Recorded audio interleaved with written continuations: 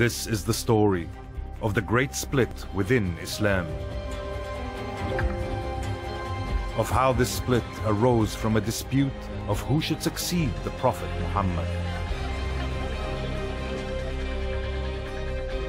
This is the story of the Caliph.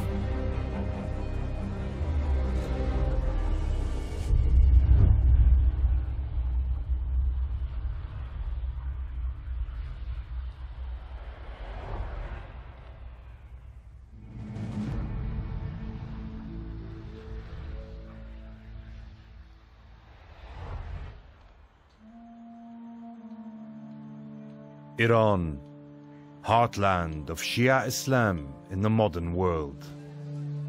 Today, Shia make up around 15% of the global Muslim population of more than 1.5 billion. In their belief, it is the title of Imam and not Caliph that confers the right to rule. The vast majority of Shia in the world are known as Twelvers. They follow a hereditary line of 12 Imams descended from Ali, the Prophet's cousin, and his wife, Fatima, the Prophet's daughter. A line ending with the last Imam, Al-Mahdi. The Twelver Shia belief holds that Al-Mahdi disappeared in Samarra in 874.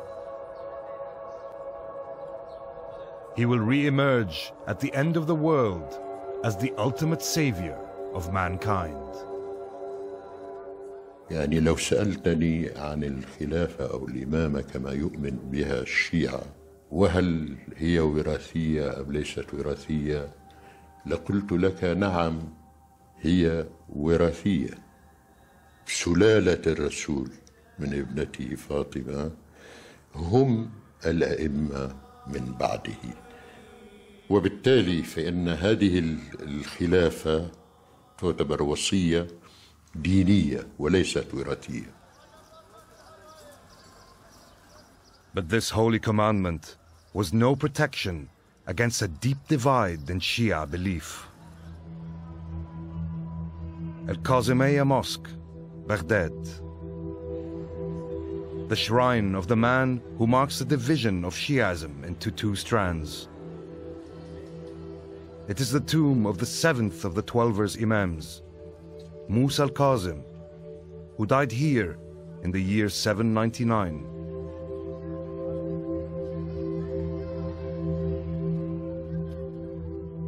Others, however, dispute his status. They consider the real 7th Imam to be his brother, Ismail. They came to be known as Ismaili Shia.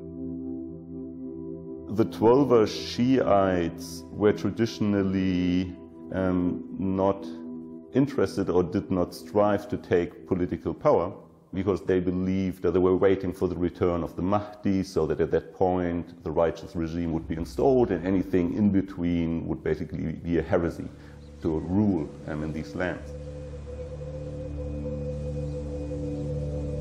But for the Ismaili Shia, there was to be no waiting for the return of the Mahdi.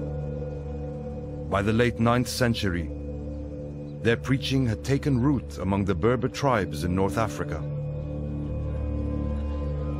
A new movement was on the rise, with its roots firmly in the Shia tradition.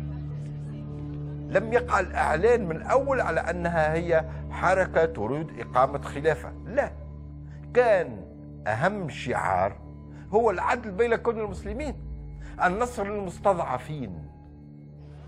يعني كانت في الأساس حركة ذات وجه اجتماعي، وبالطبع العنصر الهام هو الحكم لآل البيت لنشر العدل.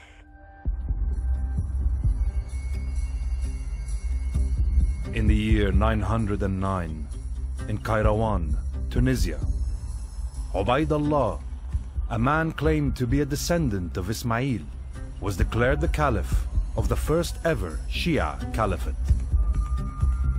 It would be known as the Fatimid, after Fatima, daughter of the Prophet Muhammad, an ancestor of all the Imams. The concept of the Ismaili Caliphate is completely different from the Abbasid Caliphate because of the claim to divine inspiration and divine guidance which the Fatimids put forward. They certainly developed an institution which was theoretically completely different from the Abbasid. The Fatimids now began to expand their state westwards into the Maghrib. But this would lead to a clash with another major Muslim power. And soon, the Islamic world would find itself in a surreal position.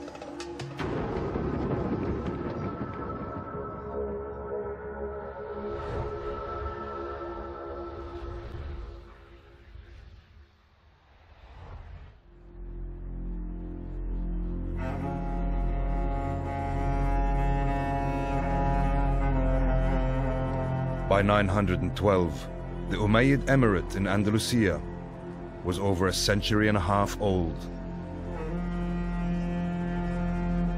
Ruled from Cordoba by the 8th Emir, Abdurrahman III.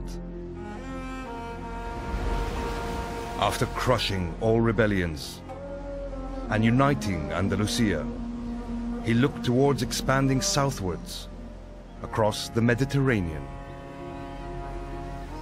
The establishment of the Fatimid Caliphate in what is now Tunisia, which was called Ifriqiya at the time, meant a big threat for the Umayyads in terms of their political control of the Berber polities that existed in the area.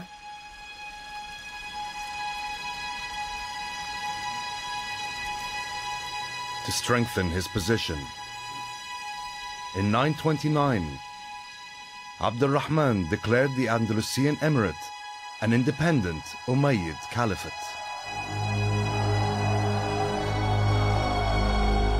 Three centuries on from the founding of the title, the Islamic world was now divided between three caliphs, two Sunni and one Shia. The ultimate result of that really was a decline in the value put on the notion of the caliphate itself.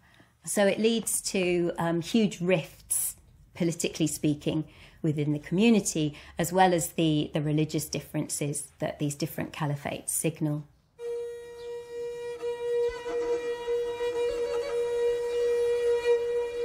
In Baghdad, the suffering of the Abbasid caliphs continued under Turkic military domination. But by the mid-10th century, a new force had emerged. The Buyids, a Persian dynasty, put an end to Turkic control of the Caliphate.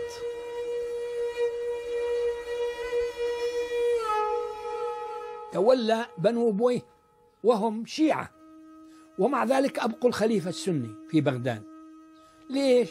لأنه قالوا إذا ولينا واحد شيعي معناه إذا أمر الجند بقتلنا يقتلونه، ومن الأفضل أن نبقي على هذا السني، فإن أمرنا جندنا بقتله فيقتلوه. Worse still was to come for the Abbasids. In 969, a Fatimid army captured Egypt. 3 years later, the fourth Fatimid Caliph, Al-Mu'izz, abandoned his capital, Mahdiya in Tunisia, and headed east.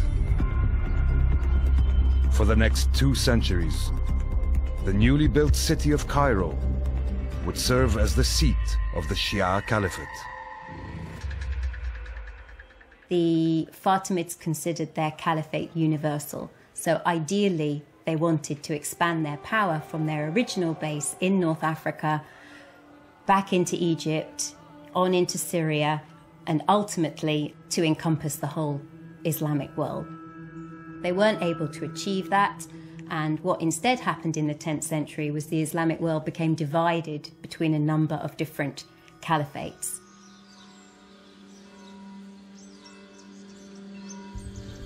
Meanwhile, in the west, a storm was gathering. Christians, uniting under the banner of the cross, were looking eastward to conquer the Holy Lands.